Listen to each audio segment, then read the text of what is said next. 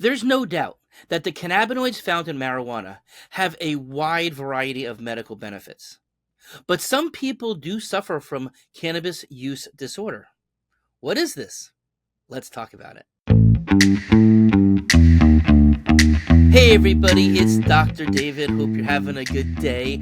As somebody who has been a certifier for medical cannabis since 2016, I've had now, geez, that's 7 years of experience in working with patients who are using this effectively, and most are handling it with no problems whatsoever. Okay, now we know that there has been overall a very significant increase in just legalization use nationwide. Okay, so many states have full legalization.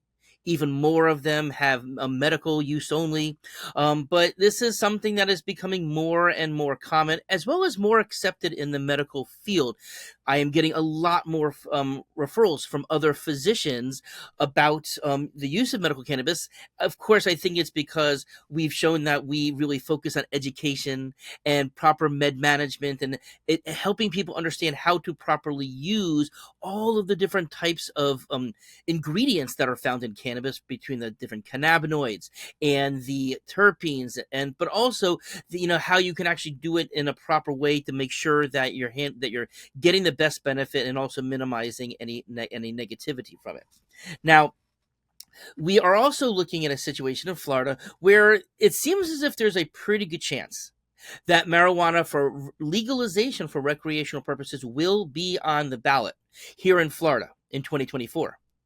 Now, they've already received enough of the signatures for people to petition to put it on the ballot in the first place, and they were very smart in the way that the people who wrote this up, because the Florida law says that you can only have one particular issue, one particular item that can be made a constitutional amendment. So they really pared it down for this. Okay, now the state Supreme Court here in Florida still needs to give a final approval to make sure that it hits all of the statute laws in order to be put forward. But from what we're hearing, it seems as if it's okay. And let's face it, thankfully, marijuana is kind of a bipartisan or nonpartisan issue at this point. But of course, we need to be careful with how we're using, because this is still a drug that has mood altering and other types of altering effects to it. Okay, so there is this thing called cannabis use disorder. It's a formal diagnosis. Okay, and I'm going to read to you the criteria just so that you kind of really know what it is. And as with most mental health or other types of behavioral health conditions, there's not a test for this. Okay, there's usually a list of so many symptoms, and then if you have so many of those symptoms, then you qualify and you have that diagnosis. Okay, so in cannabis use disorder, there needs to be at least two or more of the following: craving of cannabis, becoming tolerant, so therefore you're needing more and more of a dose in order to get the desired effect. Using more that's intended. So there are some people who, just because it's there, may use it more and more, or a lot of people who find that the effects of cannabis are the best the first time they use it, and then they're kind of trying to catch up to themselves the rest of the day by redosing and redosing, but it doesn't really work that way. Usually it does have the best effect when first used, especially and for those who are looking for the euphoric effect for it, but the medicinal effect in terms of the pain and the inflammation, that does stick around. Okay. Okay, and of course, and using it even though it causes a problem in people's lives. Okay, so there are people who do get more anxious from this. You can even have panic attacks, but they want, well, there's the high or there's some other benefit to it, so that they're continuing to use it. If obviously it can affect relationships, especially if people are becoming aloof or forgetful, etc., like that. But they keep on using it despite that negativity for themselves or others around them. Okay, using it in high risk situations. Okay, driving a car, operating heavy machinery, when you're watching your children. Okay, there are obviously certain times in life where it may be more appropriate, even from a recreational perspective, to use it, but there would certainly be some other times, taking it in school, even before school. So that's obviously very illegal for anybody to bring it into school, but that's obviously a high risk situation, because the individual is putting themselves at risk, or at work at the same time, in terms of being able to perform, do well at school, etc., and also experiencing withdrawal and being unable to quit. Now, usually the withdrawal is not a physical withdrawal. Usually it's more a person doesn't feel as well, so they want to use it again to kind of get that feeling back. But if a person experiences any two, that's enough to make the diagnosis. Now, cannabis use disorder is certainly common throughout wherever cannabis use is, but and that's true even when there are robust medical marijuana programs in that particular state. Now, there are no current FDA-approved medications for cannabis use disorder. Now, certainly we have found cannabis to be useful in getting people off of other addictions. We see that quite often, but there's no actual medication to kind of balance this out. And so most of the types of treatments are more behavioral based, or maybe dealing with a specialty addiction center, etc. Because some people do need to go through those types of things as the only way if they can get off of it, again, if there is a use disorder. Okay. Now, in terms of cannabis use disorder itself, people who have this diagnosis, they are more likely to develop a mental disorder. They're more likely to have cognitive deficits. They're more likely to use psychiatric services or need to be hospitalized because of it, and sometimes even violent behaviors towards themselves or others. So it does not mean that, first of all, everybody doesn't get cannabis use disorder. It doesn't mean that if you have it, you're going to get this, but they're found to be more likely in the research that's been done. So in terms of some of the research itself, there's a really good study that I found from the state of Washington.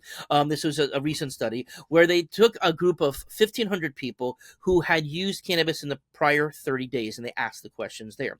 And interestingly, those who reported non-medical use, just recreational use, they were actually at a greater risk of having moderate to severe cannabis use disorder. Okay. Those who were medical may not, but it's also understood those who have or use it medically or have a medical card, they may not report it to their provider because they may be concerned that they would be cut off if they're having this disorder. So there may very well be some underreporting when it comes to medical, to those in the medical marijuana world and have their cards. Now, in 2020, there was this meta-analysis. So a meta-analysis is when lots of studies are put together into one bigger study. They have very complicated ways of manipulating the statistics to kind of make more of a, if you go from an apples to oranges to at least making a green apples to red apples type of comparison.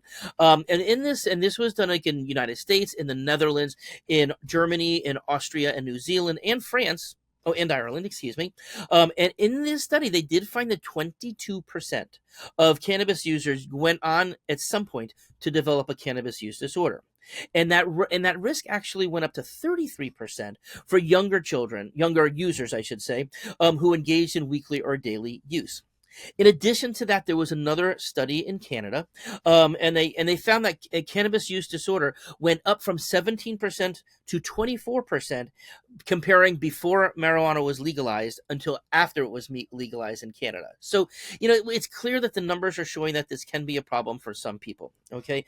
Now, in terms of my takeaway on this, so first of all, while a strong percentage of people do not develop cannabis use disorder, it's imperative for people to be aware of it. Okay, it's imperative for doctors to be aware of it. It's imperative for doctors to be screening for it. It's something that we do in our questionnaire for follow-up to see if any of these things are becoming a problem for people. If people are requesting more and more and more each time, that's certainly a concern. But of course, so all types of community awareness, you may know a family member or something who, again, is it having a negative impact on the patient or on the person and those around them? Okay. Now, that is also the reason why I also talk so much about the other cannabinoids. The CBD is kind of just a general benefit overall, which also lowers the intoxicating effect or can stop from the THC. I know I've talked about that before, but I also like to talk about CBN for improving sleep and CBG for improving moods, anxieties, behaviors, CBGA for pain and inflammation. So there's so much more out there besides THC that can help people out when they need it. Okay.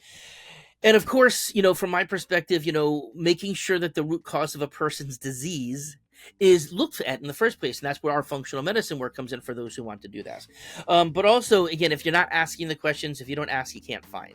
Right. And so that's something that's really important. So, something that we all need to be aware that this is happening. And certainly I would anticipate over time that cannabis use will continue to go up in our country as it becomes more legalized and more accepted. Have a nice day.